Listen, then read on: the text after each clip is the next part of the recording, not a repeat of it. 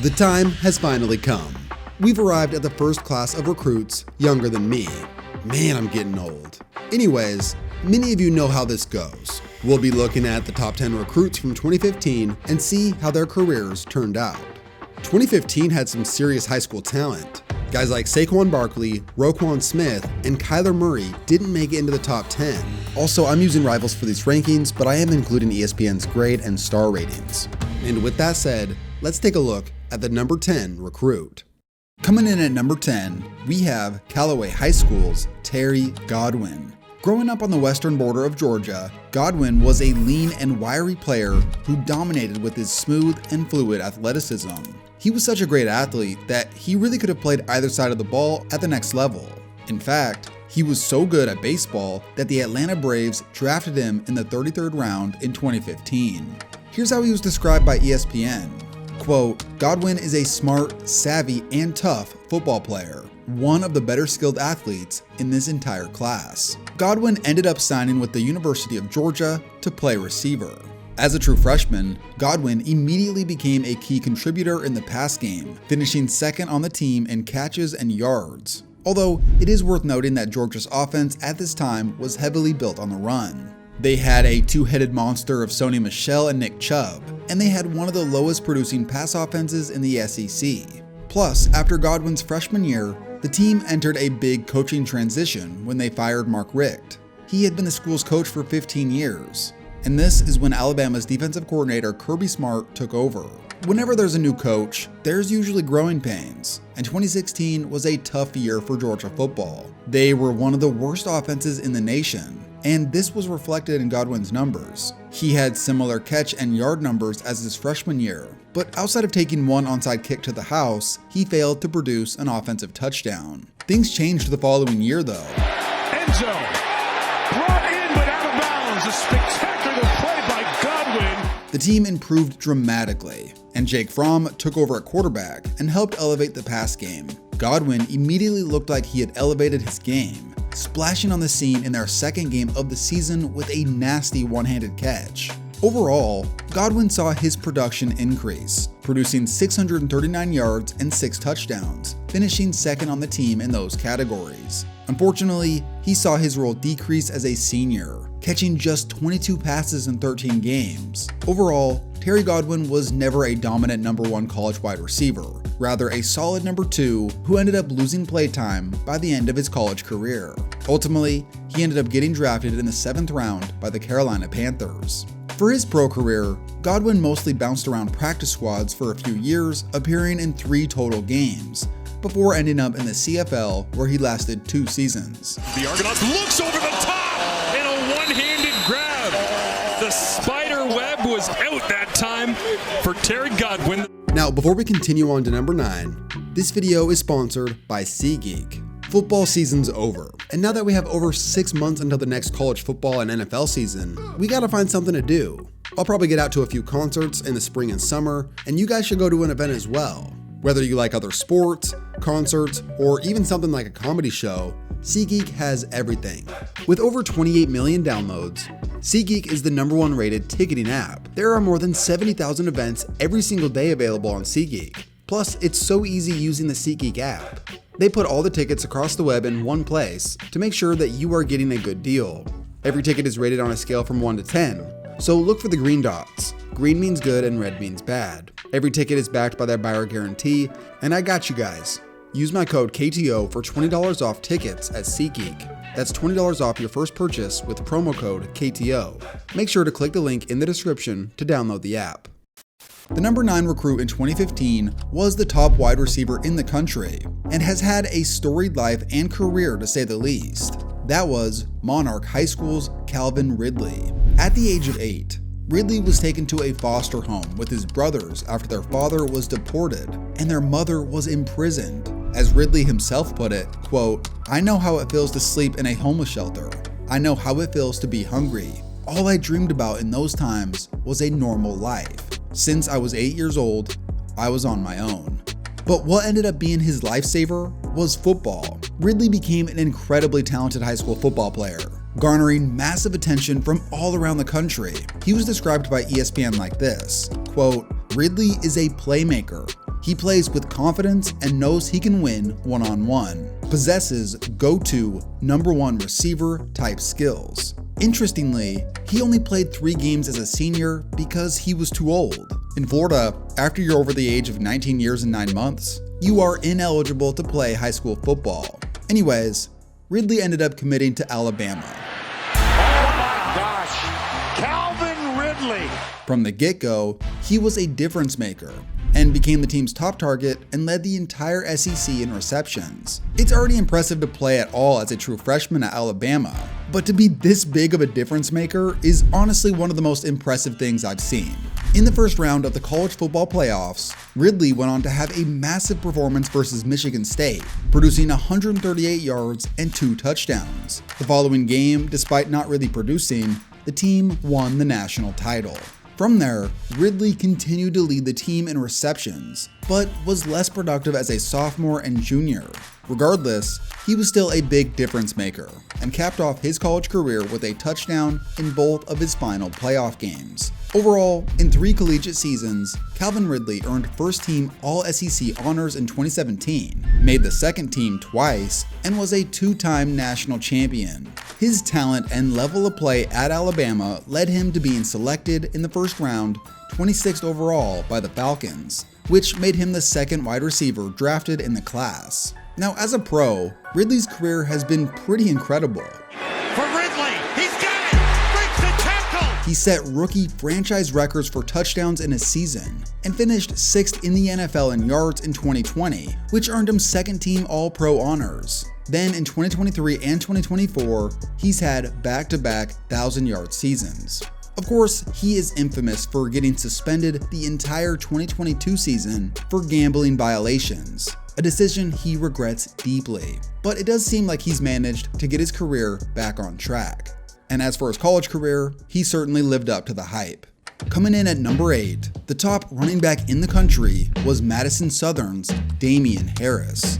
In high school, this dude amassed over 6,700 yards and 122 touchdowns. And here's how he was described by ESPN. Quote, Harris is one of the more complete and well-rounded backs in the class. He has shown strong load carrier production, along with a game-breaker speed element. As a local Kentucky star, some were devastated when Harris didn't go to school at the University of Kentucky, rather opting to go to Alabama. In fact, one pastor tweeted at the running back saying, quote, I hope you break your leg and it is a career-ending injury. This was a tweet that Harris, who was 17 at the time, has used for motivation ever since.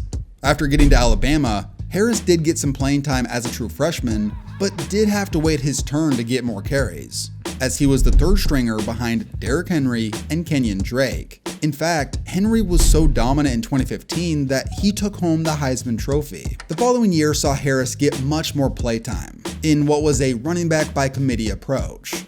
This included Harris, Bo Scarborough, Joshua Jacobs, and quarterback Jalen Hurts, who actually led the team in rushing yards and touchdowns. In this role, Harris was a solid back for this team, and the following year, he became the primary and most effective back on the team, amassing exactly 1,000 yards on a very impressive 7.4 yards per carry. This helped him earn second-team All-SEC honors. And he creates a crease, and off and running is Damien Harris into the secondary. Harris to the house on the first play! This was the type of season that proved if this guy was a primary feature back at a smaller school, he'd have put up some crazy numbers. Now, for his final collegiate season, Harris saw a decrease in his effectiveness, but still received the highest number of carries in a crowded backfield. In fact, the top 5 running backs on that roster all have been effective in the NFL. Overall, Harris wrapped up his career as a 2-time national champion and a solid contributor, mostly as the team's top back throughout his final 3 seasons. Harris went on to be selected in the 3rd round of the 2019 NFL Draft by the Patriots. For his NFL career, it took Damien Harris a while to get things rolling, but he eventually had a breakout season in 2021, where he tied for the 2nd most rushing touchdowns in the NFL. Off to the races, and there he goes! Unfortunately, his career was cut short after a scary collision in 2023 had Harris taken off the field via ambulance. which later led Harris to retiring from the NFL. He now works for CBS as a college football analyst. Coming in at number 7, we have Westover Comprehensive High School's star defensive tackle that some were comparing to Ndamukong Suh. That was Trenton Thompson. This dude was the National Defensive Player of the Year in 2014 and was the #1 overall recruit on 24/7 Sports, receiving a 101 out of 100 grade. Here's how he was described by ESPN. Quote, "This is an explosive player who comes off the ball with an impressive initial burst to disrupt. Has the tools to be a real disruptive interior pass rushing presence. Big, strong player capable of pushing blockers back and collapsing the pocket." After being heavily recruited all around the country, Thompson committed to Georgia. As a freshman, Thompson played right away as a rotational interior D lineman. At moments, he flashed his potential and was recognized as the best true freshman interior D lineman in the country by PFF. Then as a sophomore, Thompson saw his production increase. He was even named MVP of the Liberty Bowl after a huge game. But to be honest, he still hadn't met expectations. He had only started about half the games and wasn't consistent enough to be a reliable every down player. Then, things took a downward turn after the season. 2 months after his awesome Liberty Bowl performance, UGA police were called in the middle of the night to a street where Thompson was sitting on a curb unresponsive, which ended up with him in the hospital with what was described as a serious medical issue. It was later described as an adverse reaction to medication prescribed specifically for his medical condition. And due to these medical issues, Trenton withdrew from classes for the rest of the spring semester. Also, he underwent shoulder surgery at this time. So overall, it was a rough stretch of months for this young man. Now, after a few months, Thompson did return to school and the team, but unfortunately, his junior year was a step back. He was mostly a backup with much less production than the previous season. Surprisingly, Thompson decided to forego his senior year and enter the NFL draft, which was a head-scratching decision when you consider he had mostly been a backup in 2017. And in the end, he went undrafted. After his time at Georgia, Thompson signed with the Browns, but was waived by July. And from there, he spent time in the AAF, CFL, XFL, and the Indoor Football League. Coming in at number 6, from Green Bay, Wisconsin, Khalil McKenzie was a behemoth of a football player. Listed at 6'4" and 340 pounds, he ranked as the top D tackle in the country. Interestingly enough, his father Reggie played in the league back in the 80s and early 90s, and worked for the Packers as the director of player personnel when Khalil was a kid. Then later, he became the Raiders GM, and is now working for the Dolphins as an executive. His son Khalil McKenzie went to 3 different high schools, first in Green Bay, then in California at De La Salle, and finally at Clayton Valley Charter High School. However, the CIF North Coast Section Commissioner deemed this final transfer as athletically motivated and ruled him ineligible for his entire senior season. This had to be incredibly frustrating for McKenzie. Luckily, his talent had been impressive enough to receive many scholarship offers. And here's how he was described by ESPN. Quote, "McKenzie is a very strong and physical player that will benefit from improved quickness and bulk as a full-time D tackle at the college level." McKenzie ended up committing to Tennessee. As a true freshman, McKenzie found his way into the rotation as a backup D lineman, who worked his way into getting some game reps. By mid-season the following year, McKenzie had finally made his first start at D tackle, but in the first half of that game, he suffered a torn pec, thus ending his season. After recovering, McKenzie put together a decent season as a junior, amassing 35 total tackles, 4 tackles for loss, and 2 sacks, and shortly after the season, entered the NFL draft. After the hype of his recruitment, and then the lack of production, some Vols fans were left scratching their heads when he left for the NFL. Some called him a bust. After all, he didn't even start that many games for them. But according to PFF, McKenzie had actually been really good in some areas, namely as a bull rusher, where he was ranked #1 in the class in terms of bull rush efficiency. Also, there was probably some influence from his dad entering the NFL draft. because despite not being any type of award winner or having a ton of success over a prolonged period of time, McKenzie ended up getting drafted in the 6th round by the Chiefs. However, his time in the NFL didn't last long. He did manage to be promoted to a few active rosters, playing in 12 NFL games over a 2-year stretch, but he mostly bounced around practice squads and played in the XFL. Coming in at number 5, Derwin James was the top safety in the country. He played at Haines City High School, and while most 9th graders are playing either 9th grade football or JV, James had already received an offer from Florida State. Also, he's second cousins with Edgerrin James. Here's how he was described by ESPN. Quote, freakish blend of size, speed, and athleticism at the safety position. A very physically impressive athlete with room on his taller, muscular frame to continue filling out and actually improve his already striking explosiveness. After a dominant high school career, James committed to Florida State, where he immediately proved why he was so highly sought after. As a freshman, Derwin James was remarkable. He was named Freshman All-American after producing 91 tackles, 9.5 tackles for loss, 4.5 sacks, 5 pass breakups, and 2 fumbles forced. He was named Defensive MVP of the team after the season. After starting year 2 well, with earning ACC Defensive Back of the Week honors in game number 1, James unfortunately suffered a season-ending injury in week 2. But as expected, when he returned as a junior, James dominated. Kelly up, firing quickly, intercepted! Picked off by Derwin James. What a player. He was named First Team All-American. The team wasn't very good, but James was amazing. The talent and skill he possessed was off the charts, which had him projected as one of the top defensive backs entering the 2018 NFL Draft. So, Derwin James left school early and was drafted in the 1st round, 17th overall, by the Chargers. Since going pro, James has continued to excel. For most of his 7 seasons, he's been one of the best defensive backs in the league. He's got 4 Pro Bowls to his name, 2 second-team All-Pros, and 2 first-team All-Pros. Derwin James stands as one of the very few examples of a kid receiving so much hype by the time he's in 9th grade, and somehow finds a way to exceed those expectations. Coming in at number 4, the top-ranked high school offensive tackle in 2015 was Martez Ivey.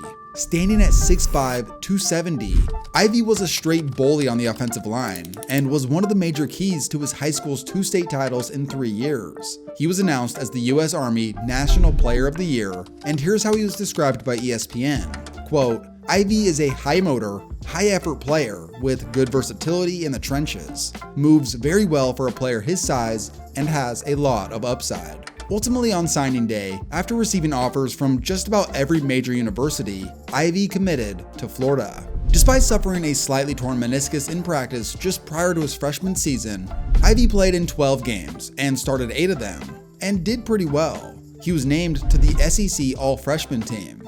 But the one downside for him and Florida was they never really found a perfect fit for him on the O-line. Sometimes they had him move in to play guard, then later move out to play tackle again. Now, Ivey did stay healthy all 4 years, with the final 3 seeing him earn second-team All-SEC honors every season. But Florida never really quite got that 5-star potential out of him. Ivey was described by scouts as having, quote, a lack of strength and poor feet. He did have shoulder surgery after his freshman year, which most likely contributed to his issues with building strength. So overall, Martez Ivey was good, not great in college, which was pretty underwhelming considering he was the top tackle in the country in 2015. As a talent, he didn't project well to the league, ranking out as the 25th best guard/tackle prospect entering the 2019 draft. Ivey ended up going undrafted in 2019, and only spent time in the NFL as a camp body. After failing to make the league, Ivey began playing in the CFL in 2021, and currently, he's an active player for the Edmonton Elks. Coming in at number 3, the top high school cornerback in 2015 was Long Beach Poly High School's Iman Marshall. As a high schooler, Marshall was a tall, smooth corner who was highly skilled, who also had great ball skills as a receiver and returner. He had the perfect combo of athleticism and instincts that make a player totally dominant at the high school level. ESPN's scouting report projected that he would likely develop into a versatile DB at the next level and become an early impact player. Marshall, as the first West Coast player in this video, stayed local and committed to USC, placing him in a star-studded defensive backfield, including Sua Cravens and Adoree Jackson. As a true freshman, Marshall immediately stepped into the starting role and made an impact. He finished the season 4th on the team in tackles and was tied for the most interceptions. His game immediately became characterized as physical. Marshall excelled at coming up the field and making plays on the ball carrier.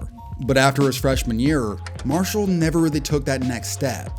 He had moments as a sophomore, including getting an interception versus Alabama, but he finished the season being named All Pac-12 Honorable Mention, signifying that coaches considered him decent, but nothing special. The course of his career only improved marginally from there. In those final 2 seasons, he saw his tackles and interception numbers decrease. Overall, Marshall was a good starter by his senior year, and an important part of the defense, but just not anywhere near the hype that he received out of high school.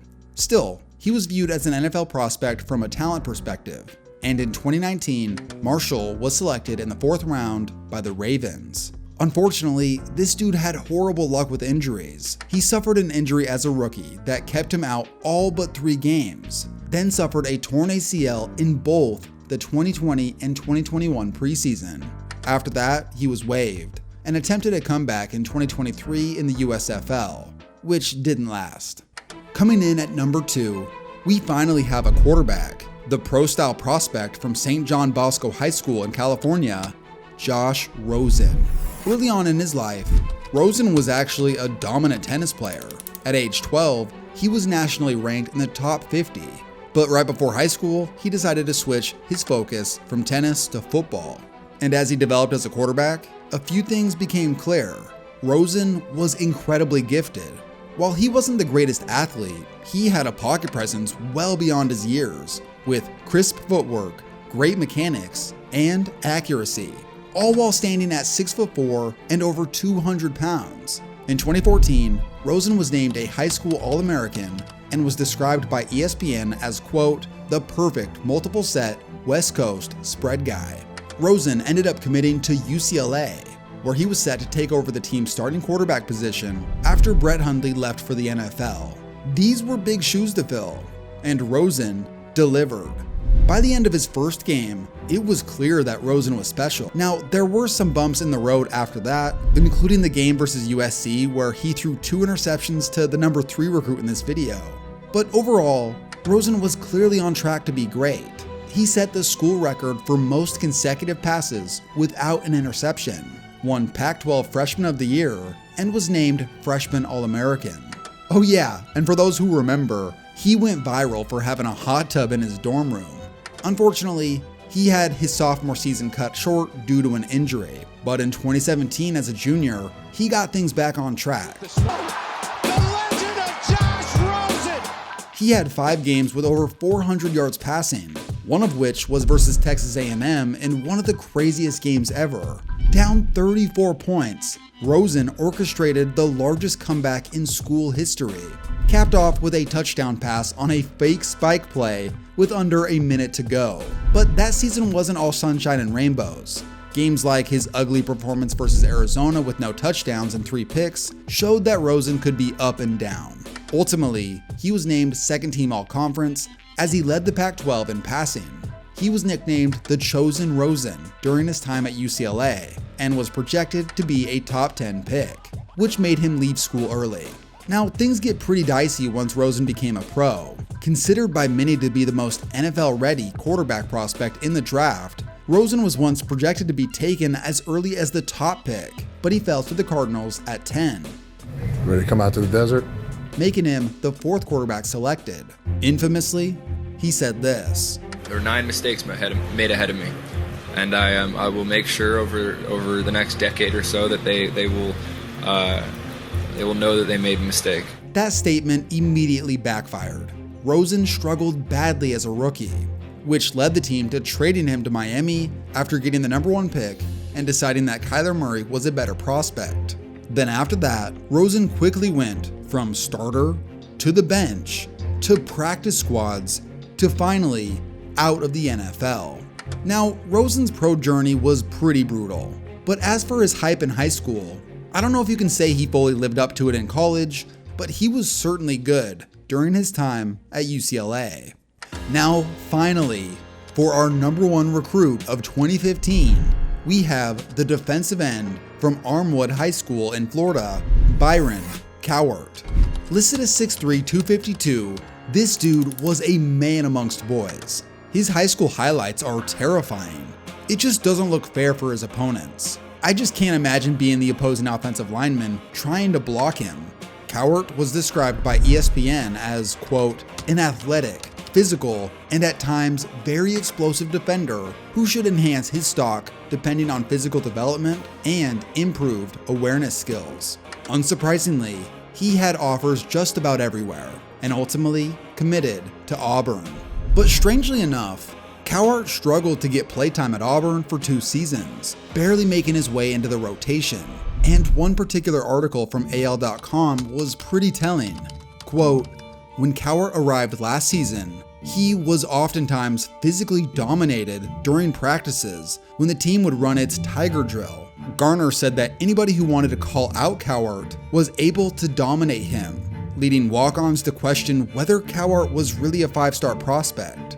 To put it simply, he just couldn't do enough in practice to get on the field. And due to the combination of his mother's health and not playing, Cowart transferred to Hillsborough Community College for a year before transferring to Maryland. There, he put on some weight and moved to the interior of the D-line. That's where he finally found some playtime, and he registered 3 sacks, 5 tackles for loss, and even had 2 interceptions as a starting D-lineman. But ultimately, he wasn't all conference or anything. Overall, of all the players in this video, Cowart made the least impact in college. But still, as a talent, he was still highly viewed by NFL scouts. With just 1 year of starting in college, Cowart ended up being drafted in the 5th round of the 2019 draft by the Patriots. And oddly enough, he's had more success in the NFL than he ever did in college. He developed into a starter in New England by 2020, then bounced around the league as a backup and practice squad player. And now in 2024, Cowart was on the Bears roster and ended up playing in 15 games, starting 7 of them, which included him getting 2.5 sacks. Sometimes it's just so interesting how this happens. It really makes you wonder if the schools just didn't know how to develop him, or if things just didn't click for him until he was older. Who knows? But ultimately, even though this dude didn't live up to the number 1 hype in college, he still managed to make it in the league and have an impact. So per usual, some of these guys were major hits and some were not. Ultimately, we never know if a 5-star recruit is gonna hit, although they have the best odds. But one thing we do know is that usually 2-star recruits don't become prodigies who go on to win NFL MVP.